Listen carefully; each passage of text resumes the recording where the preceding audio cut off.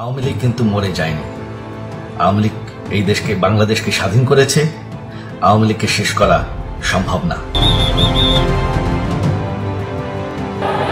গত 5ই আগস্ট ছাত্র জনতার ব্যাপক বিক্ষোভের মুখে দেশ ছাড়তে বাধ্য হন সাবেক প্রধানমন্ত্রী শেখ হাসিনা। আশ্রয় নেন ভারতে।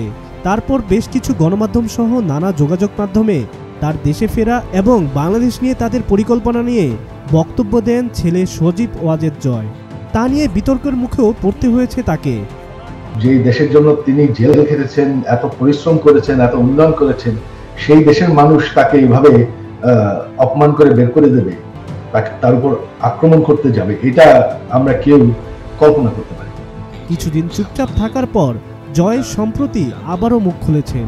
সেনাপ্রধান জেনারেল ওয়াকারুজ্জামান রাষ্ট্রের গুরুত্বপূর্ণ সংস্কারগুলো সম্পূর্ণ করে আগামী 18 মাসের মধ্যে নির্বাচন দেখার যে প্রত্যাশার কথা বলেছেন, তাতে সন্তোষ প্রকাশ জানিয়েছেন জয়।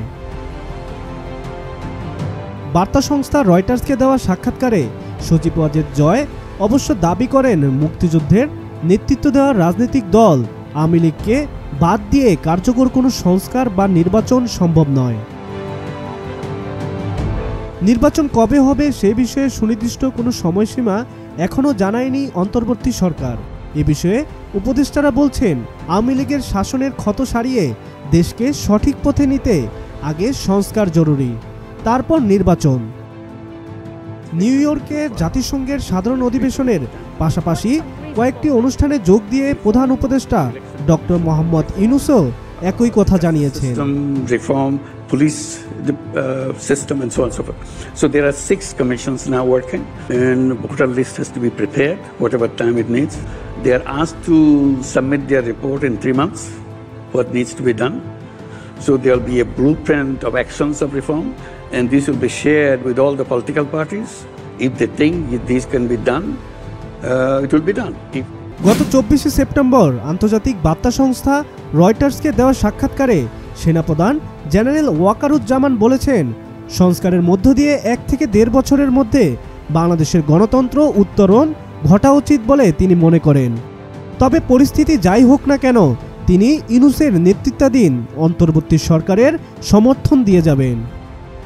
সেনাপ্রধান জানান, তিনি প্রতি সপ্তাহে অন্তর্বর্তী সরকারের প্রধানের সাথে দেখা করেন। সামরিক বাহিনী দেশের স্থিতিশীলতার প্রচেষ্টাকে সমর্থন করে।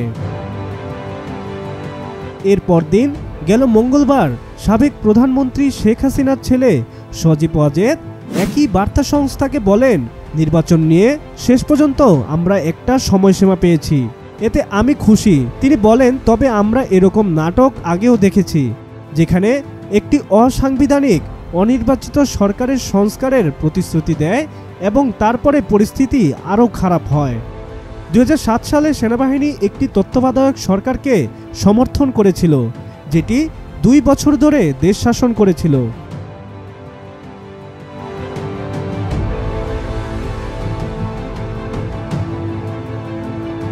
সাব্বির হাসান, মাছরাঙ্গা টেলিভিশন।